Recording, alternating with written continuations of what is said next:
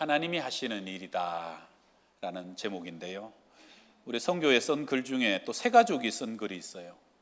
처음에는 선교에 대한 마음이 그리 깊지는 않았던 것 같습니다. 어찌 보면 아직 적응도 다 하지 못한 교회에서 잘 모르는 곳으로 가는 선교, 내가 아이들 도우면서 하나님께 받은 은혜를 잘 전할 수 있을까 걱정이었습니다. 이러한 상황 속에서 하나님이 제게 주신 마음은 너의 열심 또한 중요하지만 하나님이 계획하시고 하나님이 해주신다는 것, 나는 그것에 순종하며 예수 마음 따라 가야 한다는 것이었습니다. 그 후에는 정말 하나님이 하셨습니다. 아이들이 기뻐 찬양하고 눈물로 찬양하는 모습들이 제 눈에 담겨지기 시작했고, 아이들을 위해 노래하라는 주님의 말씀 따라 한 명 한 명 눈을 마주하며 찬양하기 시작했을 때 아이들은 하나둘 박수를 치며 찬양하기 시작했습니다. 누군가를 위해 기도한다는 것이 어려웠던 저는 이번 선교를 통해 마음이 흘러간다는 것을 느꼈고, 나 아닌 다른 이를 사랑할 수 있게 되었고, 하나님도 더 사랑할 수 있게 되었습니다. 결국 하나님이 다 해주신다는 것을 깨달았습니다. 할렐루야. 하나님이 하시는 일이다, 오늘 말씀의 제목인데, 여러분, 초대왕 사울로 시작했던 이스라엘이 다윗 왕조를 지나서 솔로몬, 아들 르호보암 때 두 나라가 갈라지게 됩니다. 그래서 북이스라엘과 남유다. 북이스라엘은 단과 베델에 금송아지 세우고 계속 우상 숭배해요. 그래서 210년 뒤에 나라가 아수르에 먼저 망해버리죠. 그게 주전 722년이고, 남유다는 한 150년 정도 더 존속되지만 또 동일한 범죄와 우상 숭배로 그 당시 최강대국으로 부상했던 느부갓네살 왕의 바벨론에 의해 가지고 또 완전히 망해버리게 됩니다. 바벨론은 식민지의 악랄한 정책을 씁니다. 쓸만한 인재들은 전부 다 자기 나라로 다 포로로 끌어가 가지고 자기 나라 인재를 흡수시켜버리고, 그리고 본토에는 얼마나 막대한 조공을 거둬들이는지, 하여튼 식민지의 인적 자원, 물적 자원을 다 수탈하고 초토화시켜버리는 거죠.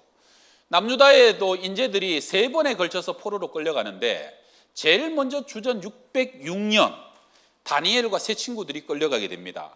그 다음에 10년쯤 뒤에 에스겔이 25살 때 1만 명과 함께 또 끌려가고, 마지막 10년 뒤에는 586년에 나라가 성전이 다 무너지고 불타면서 나머지 인재들이 다 끌려가면서 나라가 아예 망해져 버립니다. 우리가 이스라엘을 이스라엘이라고도 하고 유다 나라라고도 하죠. 유다가 언제부터 유다로 불려졌느냐? 원래는 12지파가 다 건재했지만 북이스라엘 망하면서 10지파가 다 흩어지고, 남유다가 망하면서 끌려갔다가 다시 돌아올 때 유다 지파만 돌아와요. 레위 지파랑 베냐민이 조금 섞여서 돌아오긴 하지만 실상 11지파가 다 없어지고 유다 지파만 남아가지고, 그때부터 이스라엘은 유다 민족으로 대변되기 시작하는 거예요. 그럼 여기서 질문 하나 하게 되면, 나라가 다시 망했다가 세워진다는 것은 포로로 끌려갔던 사람이 돌아오고 사람이 재건되는 거냐, 아니면 와장창 무너졌던 성전이 다시 세워지고 성전이 재건되는 것이 나라가 세워지는 거냐? 사람 중심일까 성전 중심일까? 재밌는 거는요, 이스라엘의 경우에는 이 두 가지가 똑같이 70년 만에 회복이 된다는 거예요. 아까 제가 주전 666년에 다니엘과 친구들이 처음으로 포로로 끌려갔다 그랬잖아요. 그 끌려갔던 사람들이 딱 70년 뒤에 1차 포로 귀환으로 스룹바벨과 예수아들이 5만 명을 데리고 돌아오는데, 그게 536년이에요. 그러니까 딱 70년 만에, 1년에 오차도 없이 70년 만에 끌려갔던 사람들이 다시 와서 성전을 세우기 시작하고, 성전이 586년에 와장창창 무너지잖아요. 근데 처음에 왔던 사람들이 성전을 세우기 시작하는데 짓다가 말다가 20년 만에 완공이 됩니다. 그래서 516년에 성전이 봉헌되고 첫 제사와 첫 예배가 드려지는데, 그것도 딱 70년이 걸렸다는 거예요. 여러분, 예레미야가요, 이 나라가 망하기 전에 요시야 왕 때 미리 예언을 하게 돼요. 자, 우리 예레미야 29장 한번 읽어봅시다. 시작. 여호와께서 이와 같이 말씀하시니라. 바벨론에서 70년이 차면 내가 너희를 돌보고 나의 선한 말을 너희에게 성취하여 너희를 이곳으로 돌아오게 하리라. 나라가 망할 때는 힘이 없었어. 상대가 바벨론이 너무 강해서 망한 것 같아도, 다 사로잡히고 다 끌려가고 다 무너져 버린 것 같아도, 하나님의 때가 되면 하나님이 당신의 나라와 당신의 백성들을 다시 회복시키시고 당신의 성전을 다시 짓는데, 그 사람이 다시 돌아오는 것도 딱 70년. 성전이 다시 지어지는 것도 딱 70년. 하나님이 하시는 거예요. 하나님이 하시는 거. 1차로 끌려간 다니엘은 10살 10대 때 끌려가잖아요. 포로로 끌려가는데 그는 그의 총명함 때문에 총리가 되게 됩니다. 그래서 기도하고 사자굴의 기적을 일으키고, 그리고 그는 수많은 꿈과 환상대로 하나님이 그 나라와 역사와 제국들을 운행해 가시죠. 그리고 그가 한 67, 8년 지나가지고 다니엘의 나이가 80 노인이 되었을 때요, 다니엘이 우연히 예레미야의 글을 읽다가, 지금으로 예레미야 쓰죠, 70년 만에 하나님이 이 백성을 돌아가게 한다는 걸 그때 처음 알게 돼요. 다니엘이 깜짝 놀라는 거죠. 야, 하나님이 진짜 예언대로 70년이면 이제 2, 3년 뒤면 우리가 돌아가겠구나. 그리고 기뻐하는데 진짜 70년이 채웠을 때 하나님이 고레스를 통해서 그 일을 이루시는 것이죠. 여러분, 고레스는 누구냐? 이 고레스 칙령으로 유명한데요, 사진 한번 보여주시면, 이 전쟁에 아주 강한 전쟁 영웅입니다. 바벨론을 멸망시키고 메데 바사 제국 연합군을 이끌다가 나중에는 바사 제국, 페르시아의 제국을 창건한 왕이죠. 이 고레스가 하나님을 유일신으로 믿는, 하나님 믿는 자녀는 아니에요. 그런데도 불구하고 성경에 보게 되면 이사야, 에스라, 역대야, 다니엘 네 군데 이 고레스 이름이 나옵니다. 150년 전쯤에 1879년에 고레스 실린더라고, 고레스 원통이 옛날에 그 바벨론 땅인 이라크에서 이게 발견이 됐어요, 고고학적으로. 근데 여기 딱 보니까 어떤 내용이냐, 저게 다 글자인데, 포로민들에게 종교 자유를 허락하고 고향으로 귀환하게 해라 하는 내용이 담겨 있는데, 오늘 우리가 읽은 성경 에스라 1장과 똑같은 말씀이, 하나님의 말씀이 역사적으로도 진짜구나, 진리구나, 사실이구나, 그것을 증명하는 고레스 실린더, 고레스 원통이죠. 자, 우리 에스라 1장 오늘 말씀 1, 2, 3절을 같이 읽습니다. 시작. 바사왕 고레스 원년에 여호와께서 예레미야 입을 통하여 하신 말씀을 이루게 하시려고 바사왕 고레스의 마음을 감동시키심에 그가 온 나라에 공포도 하고 조소도 내려 이르네. 바사왕 고레스는 말하노니 하늘의 하나님 여호와께서 세상 모든 나라를 내게 주셨고 나에게 명령하사 유다 예루살렘에 성전을 건축하라 하셨나니 이스라엘의 하나님은 참신이시라. 너희 중에 그의 백성된 자는 다 유다 예루살렘으로 올라가서 이스라엘 하나님의 여호와의 성전을, 예루살렘에 계신 하나님이시라. 사실 하나님 잘 모르는 사람인데 엄청난 신앙 고백이 그의 입술을 통해서 고백되어지는데요, 하늘의 하나님이 세상의 모든 나라를 다 내게 주셨다. 이스라엘의 하나님은 그는 참신이시고 그가 내게 명령하셨으니까 포로된 너희들은 다 예루살렘을 올라가서 여호와 하나님의 성전을 건축하라는 거예요.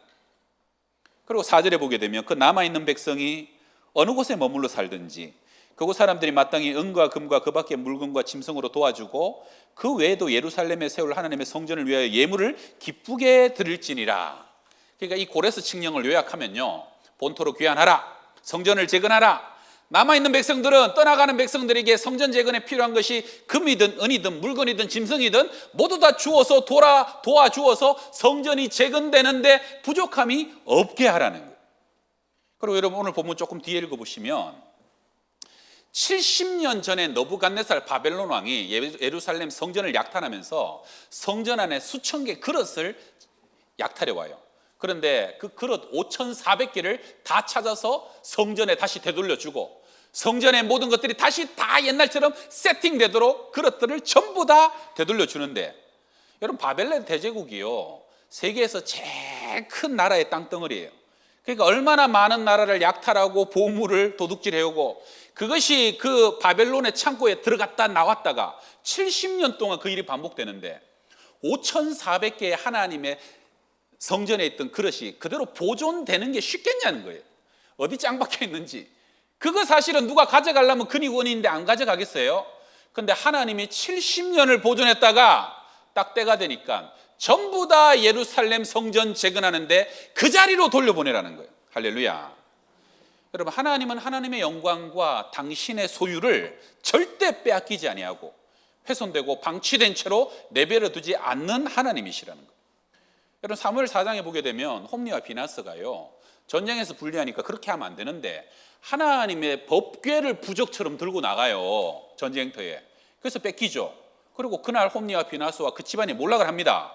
근데 그 빼앗긴 법궤는 블레셋이요, 야 이거 우리가 하나님을 이겼다, 하나님을 사로잡았다 그래갖고 다곤 신당의 포로처럼 그게 다 처박아 놔요. 그랬더니 그 다음날 어떤 일이 납니까? 다곤 신상이 위에 여기는 사람이고 밑에는 물고기 모양이에요. 근데 다곤 신전이 그 하나님의 법궤 안에서 땅에 코를 박고 엎드려져 있는 거예요. 그 다음날 아무도 안 건드렸는데 블레셋 사람들이 깜짝 놀라죠. 자기들의 신이 땅에 엎드려져 있으니까. 그래갖고 다시 세워서 멀쩡하게 세워놨더니 그 다음날 어떻게 돼요? 그 다음날은 모가지가 땡강 잘려 있고 손모가지가 다 잘려져 갖고 아주 다곤 신당이 박살이 나 있는 거예요. 블레셋이 난리가 났죠. 야 이거 하나님의 영이 법궤에 있다더니 이거 정말 그런 거 아니냐. 그래갖고 무서워가지고 이 원래 이 블레셋이 도시 연합국가거든요. 그 에그론으로 가져가라, 그 가드로 가져가라, 서로 미루다가 가는 데마다 재앙이 일어나고 전염병이 일어나고 가는 데마다 하나님의 진노가 일어나는 거예요. 그래서 블레셋이 패닉에 빠져버리죠.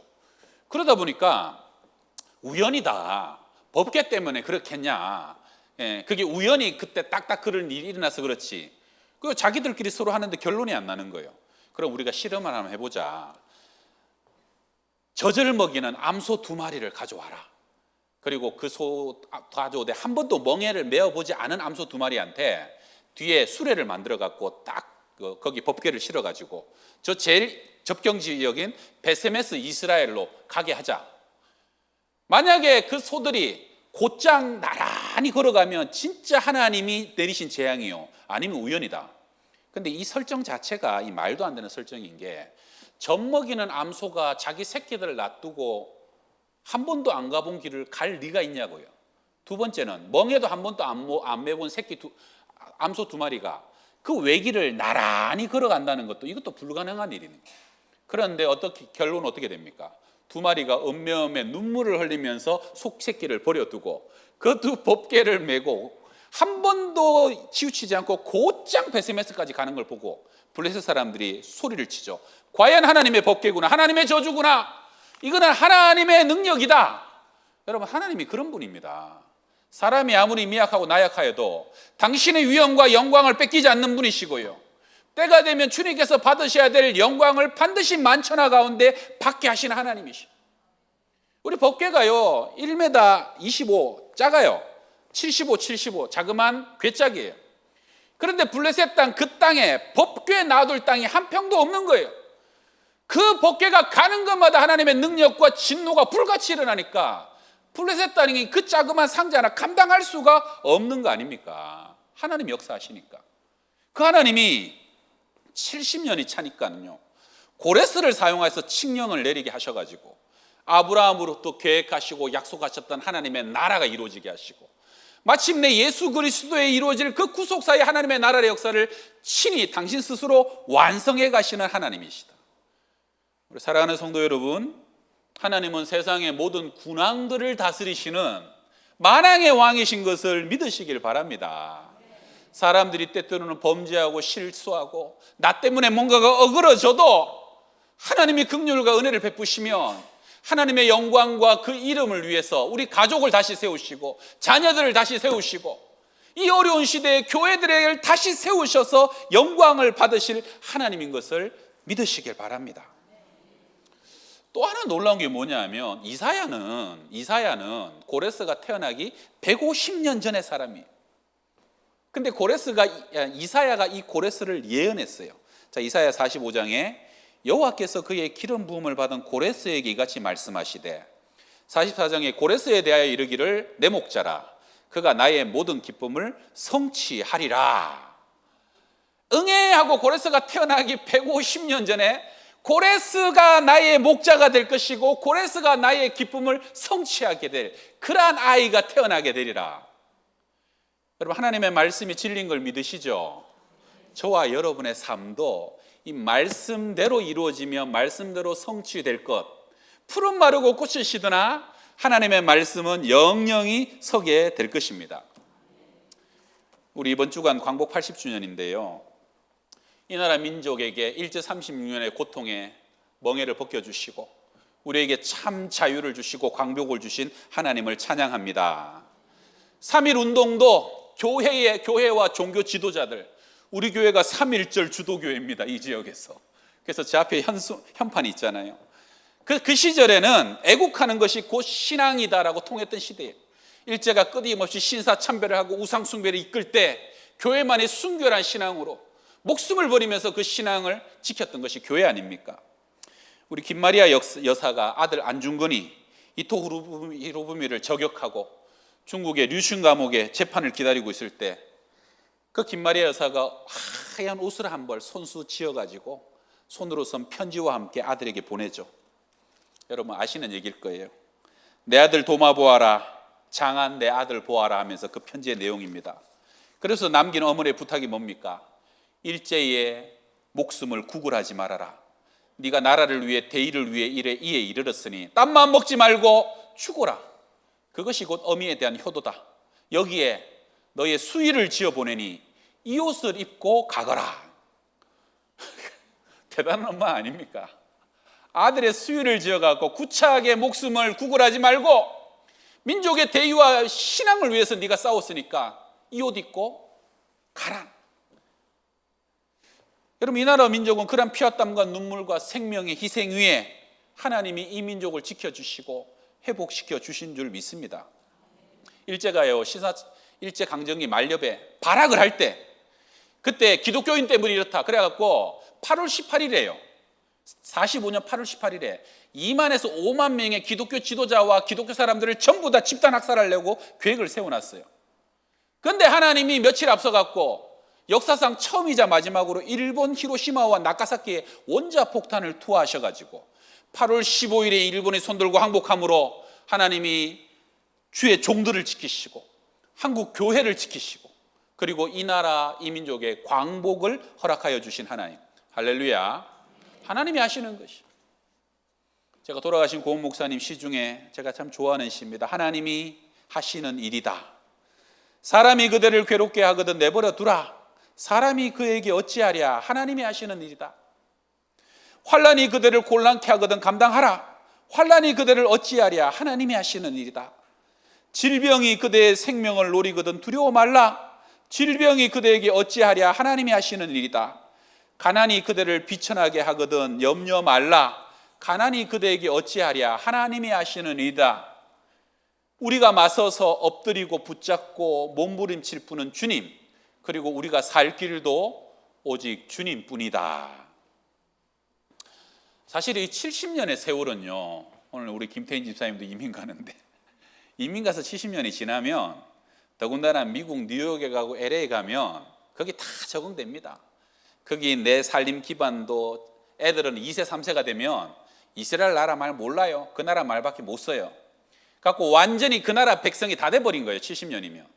그런데 적폐허가 된 땅에 그것도 1500km 2달 3달을 걸어가야 돼요. 가가지고 성전을 재건하라. 가겠어요? 보통 안 갑니다. 갈 사람 아무도 손 안 들 확률이 많아요. 미국 가면요 여러분 아이들은 5년 10년만 지나면 5년에 3년 5년만 지나면 한국 안 간다 그래요. 대부분 다. 근데 70년이 지났는데 세상의 스룹발벨과 예수와 중심으로 5만 명이 우리가 가겠습니다. 그래갖고 성전을 지으러 기쁨으로 고향으로 돌아가는 거 아닙니까? 그뿐입니까? 하나님이 그 70년의 세월 동안에도 하나님이 그 땅 가운데 어떤 일을 행하십니까? 대표적인 두 사람 에스겔과 엘리야를 통해서 일하시죠. 에스겔은요 그발 강가에서 노역당하고 채찍질 당하는 그 백성들과 함께 안식일만 되면 모여가지고 예루살렘 성전을 바라보면서 제사장도 없고 성전도 없지만 우리가 여기서 말씀을 부여잡고 우리 자녀들에게 말씀을 가르치면서 회당이 거기서 시작됩니다. 우리가 이 고통과 순환을 당하는 것은 말씀을 거역하고 말씀을 잃어버린 거 아니냐. 이제라도 말씀을 가슴에 새기고 뼈에 새겨서 다시는 이러한 비참한 삶을 반복하지 말자. 그래서 거기서 회당이 시작되는데요. 여러분 그 회당이 예루살렘 성전 짓고 난 이후에 그리고 이스라엘 2000년 역사 이후에 지금도 유대인들은 가는 곳마다 회당이 존재하고 지금도 미국도 여러분 유럽도 유대인들이 이사할 때 회당이 어디 있냐를 제일 먼저 보고 이사할 집을 구한다는 거 아닙니까? 그 회당이 민족의 신앙과 영적 구심점이 돼갖고 그 조그만 이스라엘 나라가 세계 강대국을 좌지우지하는 능력은 회당 문화, 그게 바로 그발 강가에서 시작됐다는 거예요. 하나님이 그 포로 시절 가운데 그 민족 가운데 새로운 일을 행하신 것, 에스겔의 회당 문화 아닙니까? 그 다음에 다니엘은 또 어때요? 다니엘은 60년 넘는 세월 동안 바벨론 제국이 망하고 메데 바사가 망하고 페르시아가 다시 세워지는 60년 동안 수많은 왕들이 죽임당하고 새로 죽고 새로 세워지는데, 바벨론은 60년이 넘는 세월 동안 하나님이 총리로 세우시고 또 세우시는 거예요. 여러분, 나중에 고레스를 바벨론이 고레스와 만났을 것이다.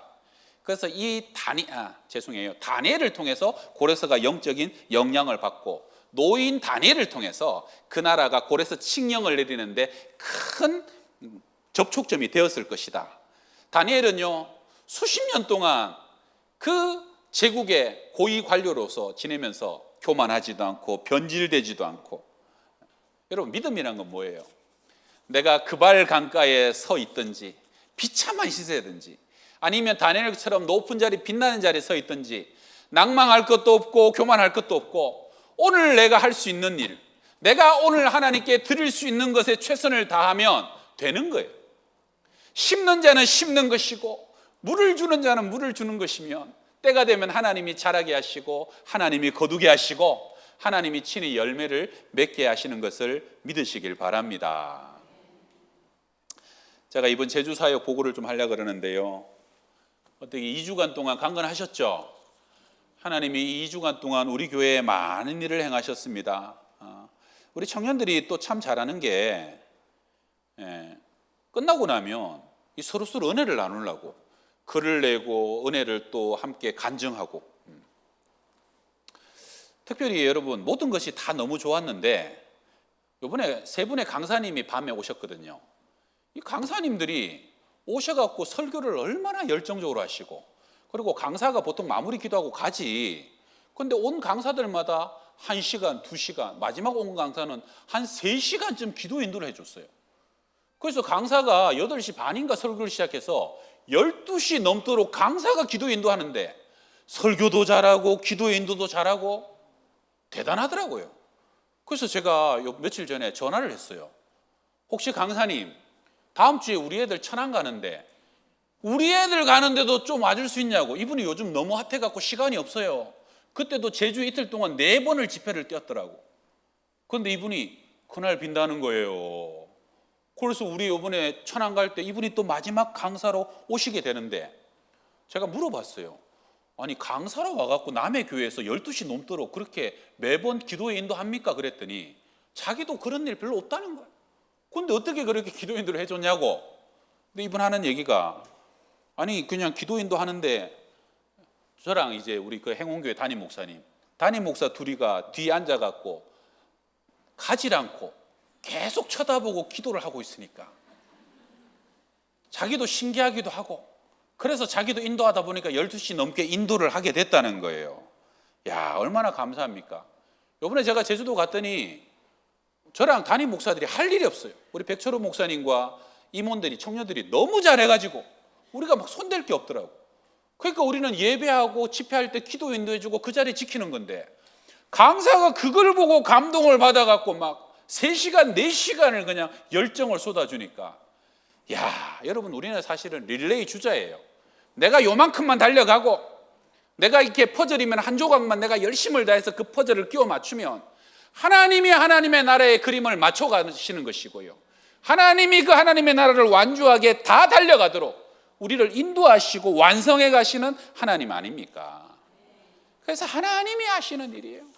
연세 많으신 분들, 힘이 없다고 여러분 실망하실 것도 없고 대단하다고 부러워할 것도 없고요, 하나님, 오늘 내가 선 자리에서 내게 주신 믿음의 분량 안에서 내게 주신 재능으로 내가 이 교회 섬기고 주님 앞에 충성하면 하나님이 영광을 받아 주실 줄 믿습니다.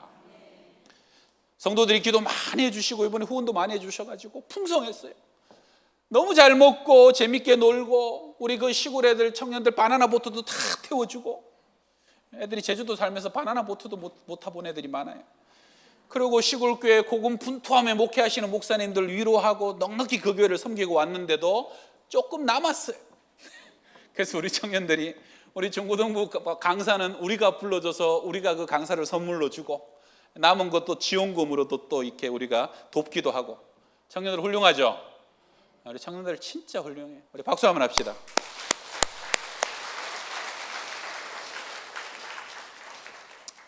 우리 단톡방에 은혜의 간정들이 올라오는데 제가 그제 읽다가 제가 진짜 은혜를 많이 받았어요.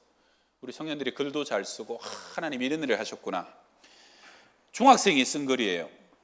첫날부터 뜨거웠던 예배가 앞으로의 수련회를 기대하게 만들었고 잠들기 전 하루하루가 너무도 설렜습니다.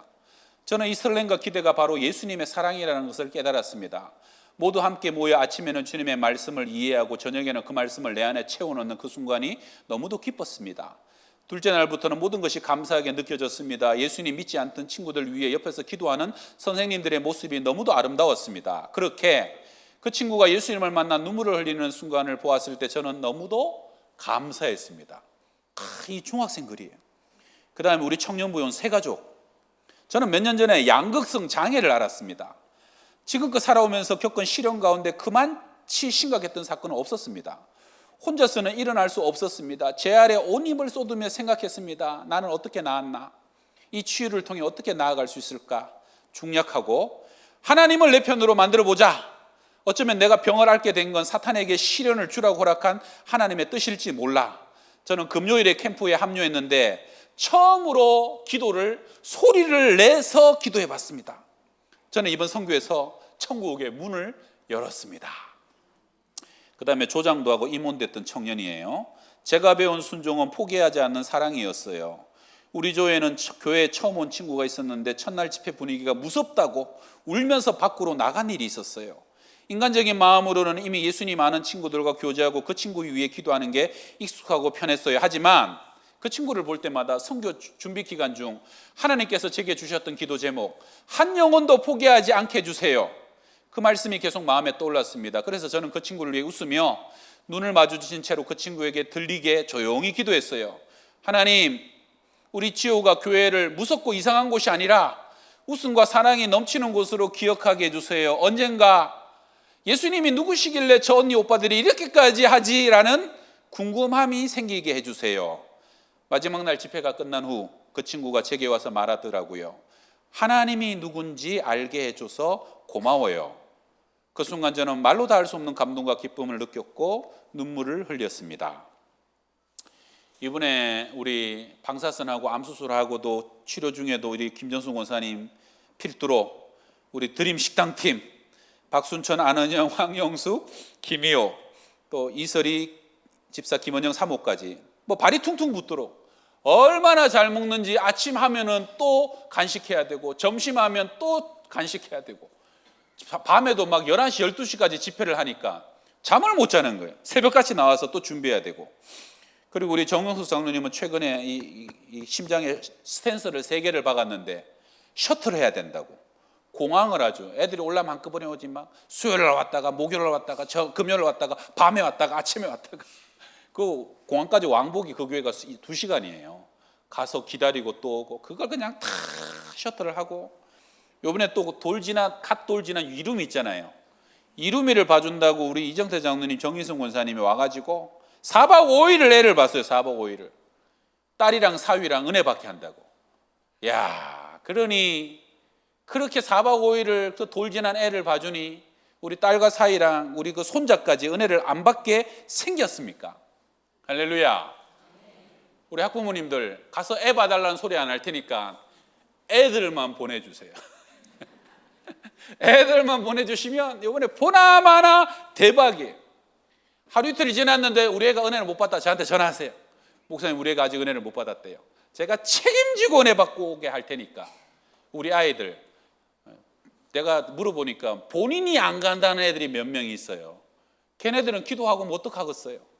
그래도 하나님 여건과 사모함을 주셔서 가기만 하면 용광로 불처럼 막 거저떼기고 가마떼기고 다 태워버리는 이러한 영적 기회에 우리 아이들 가기만 하면 은혜가 될 것이다.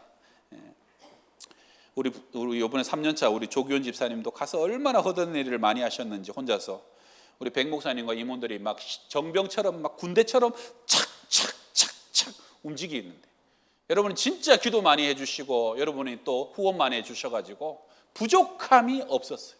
할렐루야. 정말 이번 천안에도 그런 은혜가 이어지게 될 것이라고 믿습니다. 제가 마지막 간증 하나만 읽어드릴게요. 저는 이 청년 간증 읽으면서 참 많이 감동받았고 또 제 아내도 이 간증 읽으면서 눈물이 그렇게 났다고.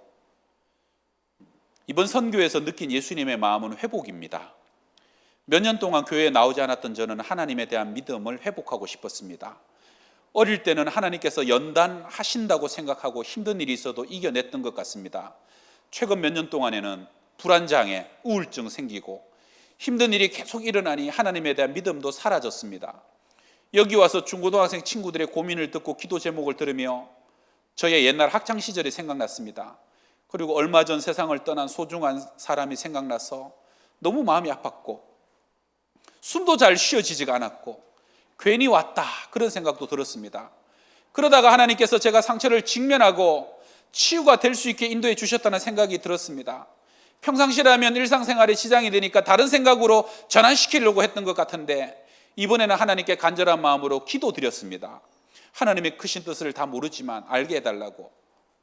제가 개인사여서 자세히 다 말할 수는 없지만 이 자매가 참 힘든 시절을 지낸 자매예요. 집회 때 들은 말씀처럼 저도 학생 때 죽으려고 했지만 지옥 갈까 봐 무서워 죽지 못했습니다. 하나님께서 살려두신 이유가 있을 거라고 생각합니다. 고등학생인 친구가 제가 우는 모습을 봤다고 하면서 마음이 아팠다고, 그리고 저에게 고맙다고 말해 주었습니다. 이 제주도애가 그랬다는 거예요. 저도 이런 모습도 누군가에게 나의 이런 모습도 위로가 될 수 있다는 것을 알게 되었습니다. 저는 몇 년 동안 교회를 안 오니까 믿음도 여기 아이들보다 없을 것 같고 아는 것도 없는 것 같다는 생각이 아무런 도움이 못 된다는 생각이 컸던 것 같아요. 은혜를 이 친구들에게 주어야 하는데 주지 못하고 있다는 생각에 마음이 아팠어요. 근데 그 아이의 말이 제 생각을 깨뜨려 주었고 너무 고마웠어요. 저도 그 친구에게 제 마음을 전하며 오히려 배우고 간다, 고맙다고 표현하니 그 친구도 울먹이며 저를 바라봐 주었습니다. 힘든 일이 그만 있으면 좋겠다, 행복해졌으면 좋겠다. 어떤 한 고등학생의 기도 제목이 저의 학창시절 때와 같은 기도 제목이라 너무 마음이 아팠습니다. 중학생 시절 새벽 기도를 매일 가서 울면서 살려달라고 기도했던 생각이 났습니다. 하나님께서 인도해 주실 것을 믿으며 신실한 마음으로 기도했던 저의 모습이 떠올랐습니다. 하나님을 찬양할 때 느꼈던 기쁨, 기도했던 순간들, 말씀을 보며 행복했던 순간들이 떠올랐고 하나님께서 저를 회복시켜 주심을 느끼게 되었습니다. 그리고 중학생 시절 길거리에서 울고 있는 저를 꼭 안아주시며 새벽 기도 가보라, 잠언 시편 읽어보라고 알려주셨던 권사님 덕분에 힘든 시절 잘 이겨냈다고 인사를 드렸습니다. 이번 수련회에서 권사님 다시 뵐 수 있어서 감사했습니다. 사람에 대한 두려움이 컸던 저에게 10년 만에 수련회 참여는 큰 용기가 필요했던 것 같아요. 옆에서 이야기 들어주시고 힘을 주셔서 감사합니다. 이제 저도 힘든 친구들에게 힘이 되어주고 싶습니다.